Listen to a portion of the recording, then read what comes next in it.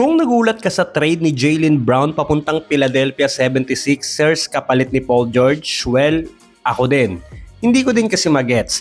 Hindi naman sa minamahina ako si Paul George. Lodi yan si PG. Kaso kasi wala na siya sa kanyang prime. Kung yung prime Paul George, patas yan dahil pareho silang malakas sa opensa at depensa. Tapos lately, nabugbog na sa injury si PG. Nito lang nakaraang season, 37 games lang ang nalaro niya. Yung season naman bago yan, 41 games lang din.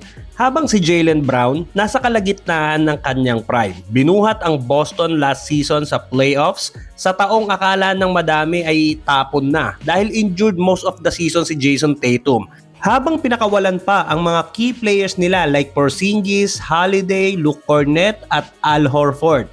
Pero dahil kay Brown, ang Celtics nanatiling threat sa Eastern Conference. Parang walang nabawas o na-injured.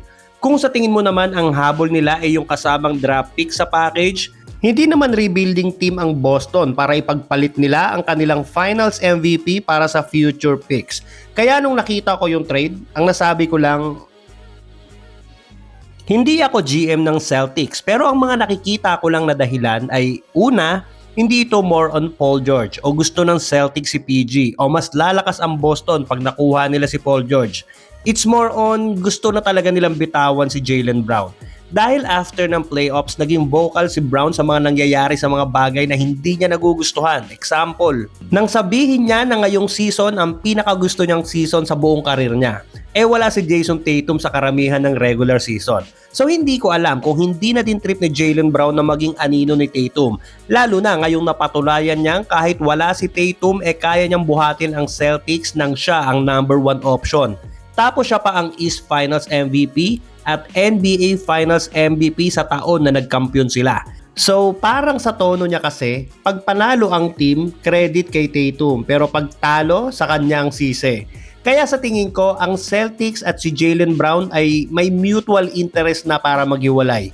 Na umabot na sa punto na gusto na talaga ng Celtics management na i-trade siya kahit hindi pantay ang kapalit. Kaya tingin ko, hindi tanong dito kung bakit si Paul George ang kapalit. Ang tunay na tanong, bakit gustong-gusto ng pakawalan ng Boston si Jaylen Brown?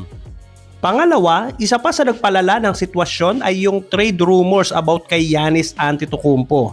Dahil bago nangyari ang trade, ilang beses lumabas ang balita na isinama ng Celtics si Brown sa trade package para kay Giannis. O si Brown talaga ang main piece. Pero yun nga, hindi naman natuloy. Kaya pagkatapos nun, lumabas ang report na frustrated na si Brown sa Celtics organization dahil sa paulit-ulit na trade rumors. Kaya need na talaga nila maghiwalay. At sa tingin ko, alam ng Philadelphia na desperado na ang Celtics na mabitawan si Brown, kaya pwede nila baratin. May report kasi na si VJ Edgecomb ang hinihingi ng Celtics kapalit ni Brown. Pero ang ipinilit ng pili ay si Paul George. At yun, walang nagawa ang Boston. Pangatlo, sa nakikita kong dahilan, baka nga pinag-interesa na din ng Boston yung draft picks. 2 first round pick yon at 2 second round pick. Kahit sabihin natin hindi sila nagre-rebuild, pwede naman nilang gamitin yon para makakuha ng young talents o gawing puhunan sa susunod na blockbuster trade.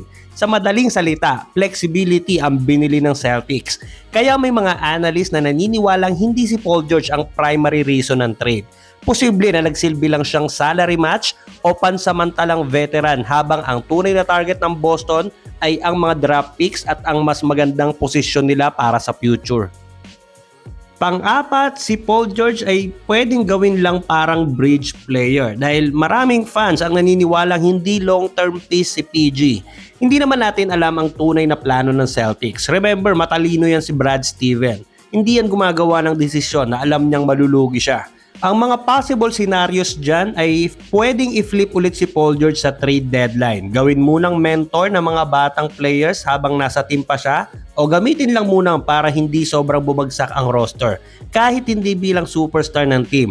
Dahil aminin naman natin na hindi naman mahihigitan o kahit matatapatan ni PG ang naging presensya ni Brown sa team ng Celtics. At panglima na nga ba o basta panghuli. Sa nakikita kong dahilan ay ang long-term flexibility. Sa bagong CBA, napakahirap ng bumuo at mag-maintain ng super team kapag sobra na ang payroll mo.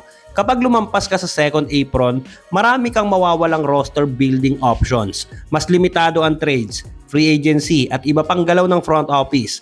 Bago pa man mangyari ang trade, alam na ng Celtics na darating ang panahon na kailangan nilang magdesisyon tungkol sa kinabukasan ni Jaylen Brown.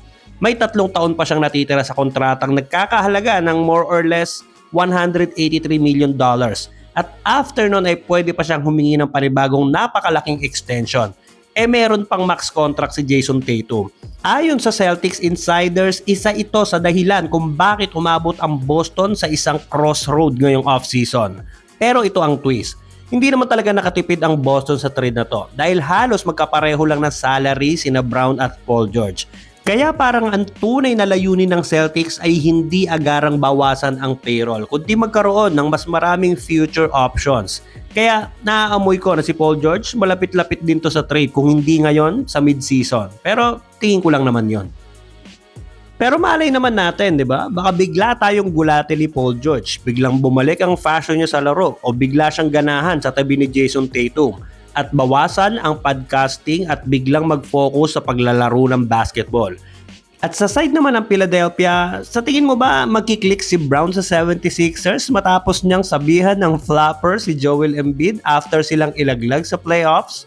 Comment ka naman sa baba, paki-like and share na din ang video at baka naman paki-subscribe na din ang ating channel para sa mga susunod pang NBA Kwentuhan.